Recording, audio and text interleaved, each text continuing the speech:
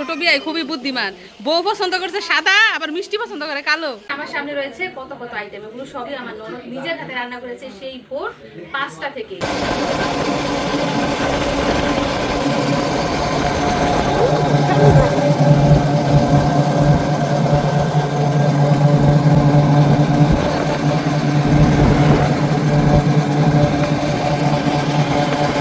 এখন দুপুর 12:30, এখনো জোহরের আজান দেয় নাই। তো আমরা এসে সকালে নাস্তা করলাম, এখন গল্প গুজব করছি, তারপর দুপুরের খাওয়া দাওয়া, এরপর যাব বাসায়।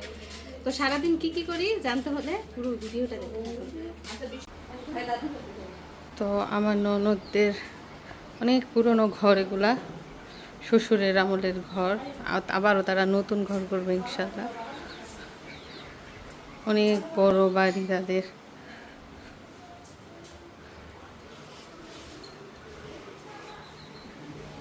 এই মাথা থেকে একদম ওই মাথা পর্যন্ত বিশাল বড় বাড়ি।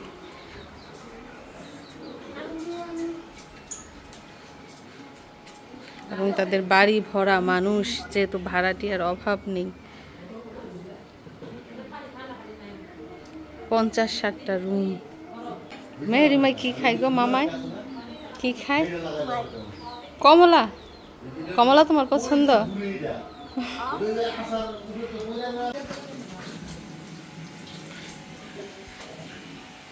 এটা হচ্ছে তাদের আরো একটা রুম, আর আমাদের তালই।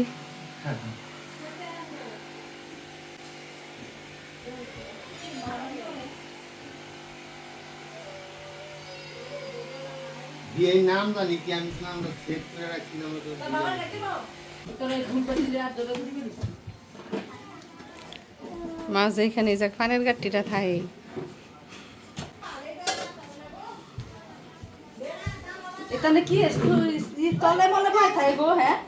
যাই হোক, এদিক দিয়ে কিন্তু দুপুরের খাওয়া দাওয়া শুরু হয়ে গেছে। আমাদের তালই খাবার খাচ্ছেন। তো কি কি আইটেম চলুন দেখি।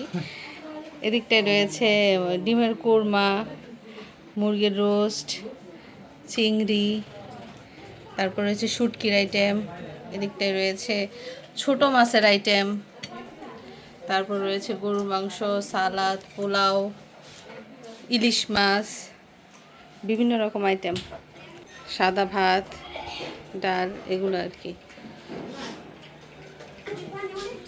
পাখা দাও, দাও পাখা। সবার হাতে হাতে হচ্ছে পাখা।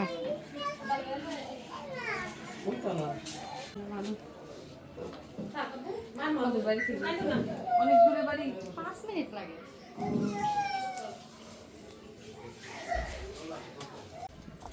তার একটা জিনিস দেখেন, অনেক দিন পরে দেখলাম, সেটা হচ্ছে মুরগি। এই যে হাঁসের বাচ্চা ফুটাইছে মুরগি দিয়া। কোথায় রে বাচ্চা? দেখা যায় না তো। কোথায়? তো দৌড় দেব। ওই যে হাঁসের বাচ্চা দেখা যাইতেছে। একটা মুরগির ঘরে 2টা হাঁসের বাচ্চা হয়েছে।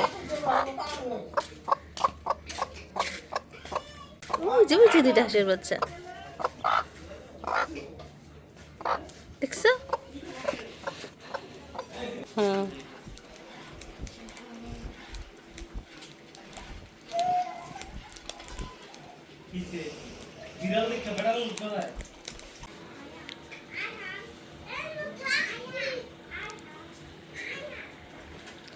তো আজকে দুপুরে ননদ আমাদের জন্য কি কি আইটেমের ব্যবস্থা করেছে চলুন একে একে দেখে নেই।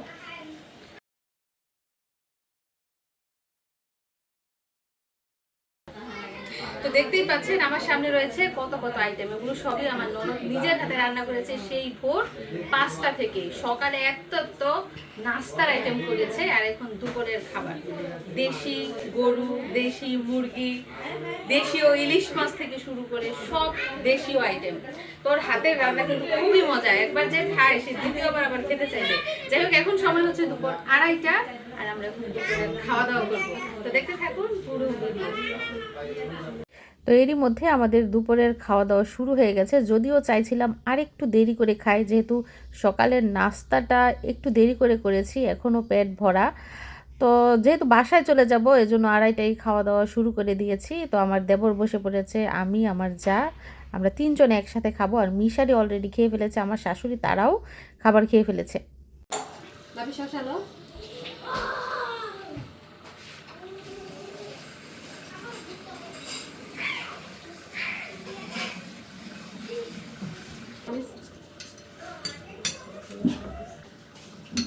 তো বিসমিল্লাহ বলে ননদের হাতের দুপুরের খাবার খাওয়া শুরু করে দিলাম। প্রত্যেকটা খাবার দেখতে যেমন লোভনীয় ছিল, খেতেও কিন্তু লোভনীয়। দেখতেই পেয়েছেন সকালে কত কত নাস্তার আইটেম তৈরি করেছে। সবচেয়ে বেশি ভালো লেগেছে পিঠা খেতে। তো মিশারির আব্বু যখন দেশে ছিল তখন আমার ননদ অনেক চেষ্টা করেছে আমাদেরকে দাওয়াত খাওয়ানোর জন্য, কিন্তু হাতে সময় ছিল না। দেখতেই পেয়েছেন আপনারা, বিয়ে শাদি এটা সেটা দৌড়াদৌড়ি করে সময় শেষ, মানে ছুটি শেষ হয়ে গেছে। তো আমার দেবর দেশে আছে, তো এই সুযোগে আমাদেরকে দাওয়াত দিয়ে ফেলেছে। আর আমিও যেহেতু অসুস্থ, আমারও আসা সম্ভব না আর কিছুদিন পরে, এজন্য আজকেই আসতে হয়েছে।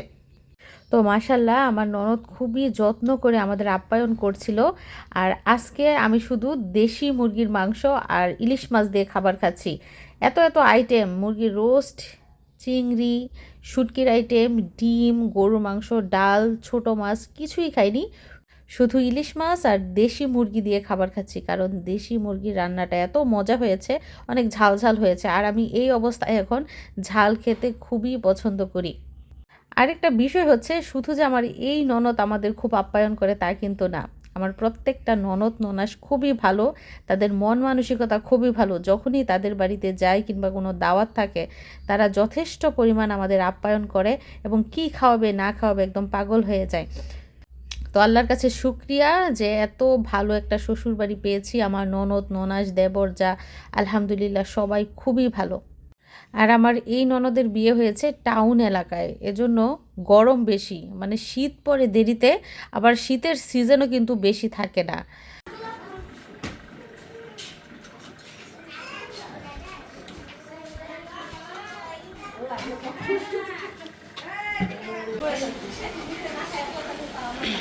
তো আমাদের খাওয়া দাওয়া শেষ, এখন খাবার দিচ্ছে আমার ননদের ননদ যা দেবর নিয়ে ওরা।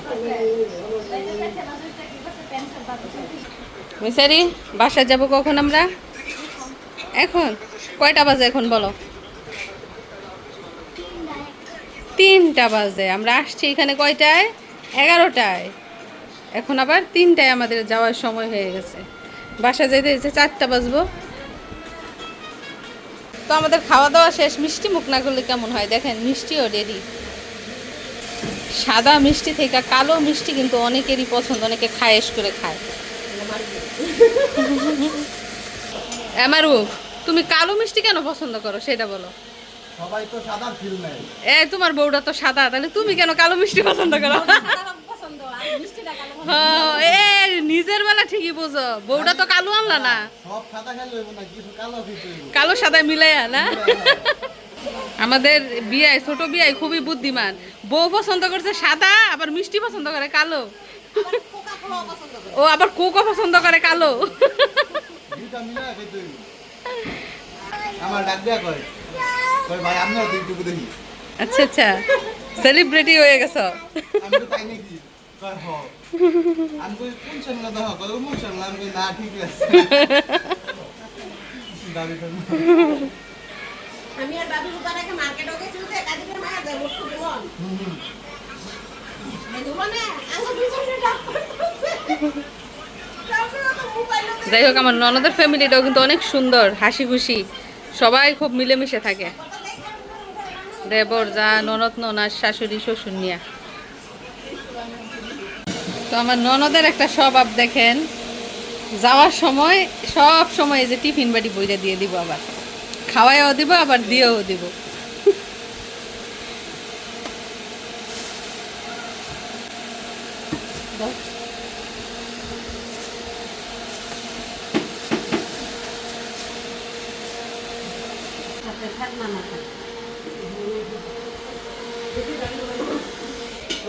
যাই হোক, এদিক দিয়ে সময় হচ্ছে বিকেল 3:30, 4টা এখনো বাজে নাই। গাড়ি চলে আসছে, আমরা এখনই রওনা দিব।